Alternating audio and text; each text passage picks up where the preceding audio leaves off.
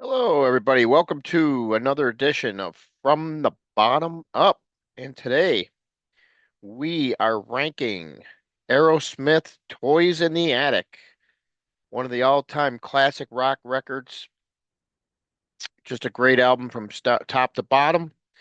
And that's why I chose this one, because it's such a great album and it was a really hard one to rank, to say the least.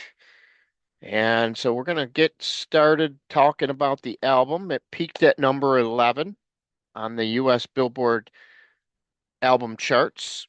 Went 9 times platinum, we're up to at this point in time. And it came out way back on April 8th, 1975. So that's what we got right now at Toys in the Attic. 9 tracks, and I'm going to go through them real quick from the bottom up and tell a little bit about each track. And why I got it where I've got it. And that is going to lead us off with what I feel is the least favorite track on the album. And it always was, but I will say this. This song I grew a lot more respect for when I saw it back live in 2009. I don't know. It always seemed like a kind of boring, mundane song to me. But I'll tell you one thing, seeing it live gave me a whole different perspective. And I'm talking about Round and Round. Uh, Definitely, to me, the my least favorite on the album, but it is not a hated track. So at one point it kind of was, but not anymore. But Round and Round is going to kick off the Toys in the Attic here as my least favorite, and that's going to bring me to my number 8, which is going to be Big 10-inch Record. Yeah, sorry folks. This song is a great song. It's just not as great as everything else on the album. It was written by Fred Wisemantel, who wore many hats in the music industry back in the day. He was a big band arranger, songwriter, and A&R chief for Coed Records, as well as an artist manager. So he definitely did a lot of work in the music industry, and he wrote this classic tune. Um, you figure with the way all the wording is on here, it sounds like something Steven Tyler would write, but he just loved the lyrics and the song, and that's why the band ended up doing it. Cover version here on Toys in the Attic. That's going to take me down to this song, and I must say, I used to love this song when I first got into Aerosmith and I started learning all their whole back catalog. Obviously, I got greatest hits and this song was on there. And I tell you, if you, it's weird how you get a whole different perspective on a band from the time you first started listening to them to later on down the road. And I think the problem that I have, why this song is where it's at number 7, and what I'm talking about is Walk This Way. It's just overplayed to death, even by the band in concert. I tell you, if I seen them so many times, I would not have missed this song if it had disappeared from the set list. I actually saw one show where they didn't play Dream On, which was a rare thing in itself, but I don't have a problem with Dream On. But Walk This Way, man, so many times have I seen this song, and I just wish they got so many other great songs that deserve the spotlight. I would have loved to have seen something else in its place a couple times when I saw them, and I don't think anybody would have gone away missing this song, to tell you the truth. Uh, Obviously, the song hit number 10, and it was on the reissue that they had to do it. They issued it as a single in 75, but it didn't do anything on the charts. And then they started catching fire with this album in 76, so they reissued it, and it hit number 10. So that was a big thing back then. You know, it's a good thing they reissued it. And obviously in '86 we saw another resurgence with this song when Tyler and Perry did a collaboration with Run DMC, where they brought it up even higher on the charts, having it peaked at number 4, kind of like a crossover rap rock song, which really helped break down some barriers there And as much as I hate to admit it, it definitely helped Aerosmith's career at that point because they were still reeling. They got back together and they just weren't quite, you know, Done with Mirrors had come out and it just wasn't, what a lot of people were hoping for. But it helped, get their name out there again. And I think it really did help play a big part in the Resurgence album, which was Permanent Vacation. So this song definitely helped them out in that respect, I feel. But I've got it at seven. Number six, we're going with the title track, Toys in the Attic, which just blisters from the opening note. The Tyler Perry sharing the microphone, singing this one live is really hard to top. Uh, just a great song. And you're going, well, why is it number six if it's so great? Well, that's how much I think of the songs above it. It's just it's really hard to if somebody's got to be number six, and that's the why I've got Toys in the Attic there. So that'll take me down to my next one, which is going to be Uncle Salty, the classic song that really never gets its just due. Sub song is about like an orphanage, a precursor kind of to the subject matter, such as Janie's Got a Gun. So it kind of tackles themes and something that you wouldn't have really expected, the band to come up with at that point in time, early in their career. The riff was actually came up with by Tom Hamilton. He actually came up with the riff back when they were just starting out on the first album, and they held on to it because they couldn't get an idea, so they saved that riff, and then they finally got the song they wanted here, and that's what helped write that one there. And so that's Uncle Salty. Number four, I'm gonna go with number four, Sweet Emotion, song that peaked at number 36.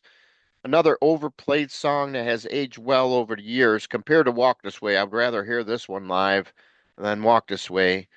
And obviously, this is where Tom Hamilton is best known for because he always gets introduced as Tom, Mr. Sweet Emotion Hamilton all the time when they were touring.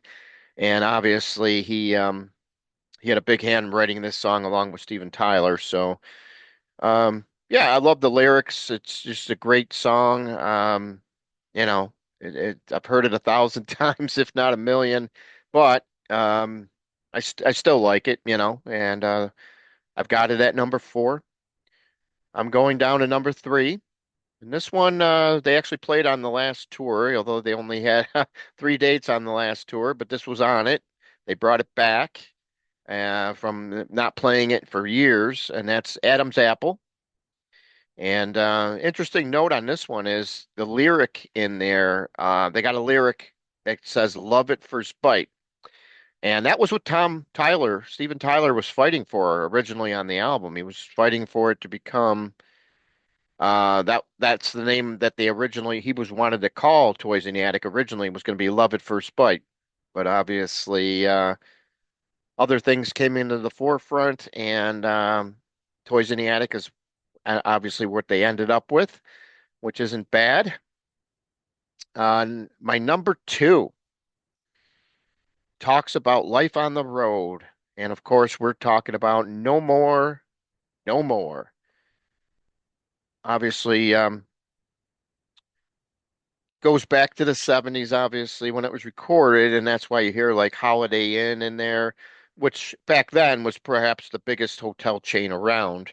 I mean, they're still around today, more or less, as Holiday Inn Expresses, but it was a big company back then, so a lot of words and things about this song kind of just takes from life on the road, being on the road, out on the road, touring all the time. So that's where Tyler came up with the lyrics, "No more, no more," and definitely it was played pretty much at every tour, almost pretty much from oh wow, I would say 2006 maybe all the way to the end. They would always slip this song somewhere in the set list, and it's definitely one of those great live songs from the 70s.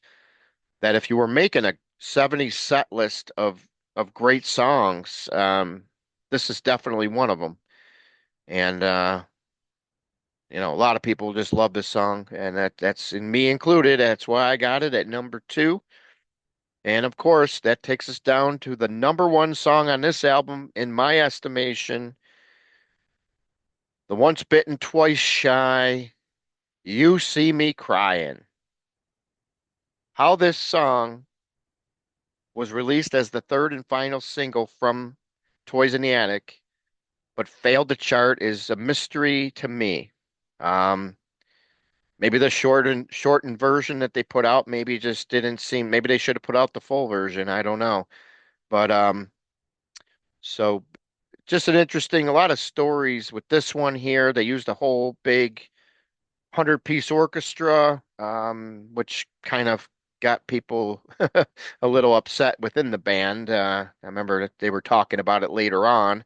Um, so back in '84, the band got back together with Joe Perry after he was gone for about 4 years. And they did a tour called the Back in the Saddle Tour. And they're all hanging out at Boston, very well-known DJ Mark Paranto's house. And they're just hanging out. He puts on this song, which is obviously You See Me Crying. And Steven Tyler's there. His response to hearing the song, he goes, "Hey, that's great. We should cover this. Who is it?" And Joe Perry responds at that time, "It's us, fuckhead." Tyler was suffering from memory issues at the time due to heavy drug use, and he didn't even remember that they recorded this song way back in 1975. Um, Interesting, very interesting, because this song is definitely one, if you heard it, it's going to stick with you for life. It's just a great song. Probably, I'm not sure where it lands on my top Aerosmith songs of all time. That's going to be for an episode coming up not too far off in the near future. But stay tuned to that when it does come out, and we'll let you know. Now, interesting note was this song was supposed to be played on the 2009 tour. They were going to play the whole album, Toys in the Attic, in its entirety, but ended up playing it only once. And that was only because Steven Tyler's daughter, Liv Tyler, demanded that he play that song. So when he introduces it, "Liv, I'm doing this for you, baby. You see me crying?" That's how it introduces it. You can see it on a YouTube video. It's the only time this band has ever played it live. And an interesting note on this song was in the recorded version. Brad Whitford plays the lead guitar on this one. So very interesting there. But I feel this is definitely one of the band's best standout songs. And that's where we got it at number one on Toys in the Attic. So we'd love to hear your take where these songs fall because there's no wrong answer here. That's the interesting part about it. Everybody has their reasons of why they would like this song better than that song. And but this album is definitely most will can't argue this is definitely probably the pinnacle Aerosmith album as far as this or Rocks are usually the two that come to mind. You know, when we're discussing great Aerosmith albums. So real quick, I'm going to give the rundown on this one. Number nine, Round and Round. Number eight, Big 10-inch Record. Number seven, Walk This Way. Number six, Toys in the Attic. Number five, Uncle Salty.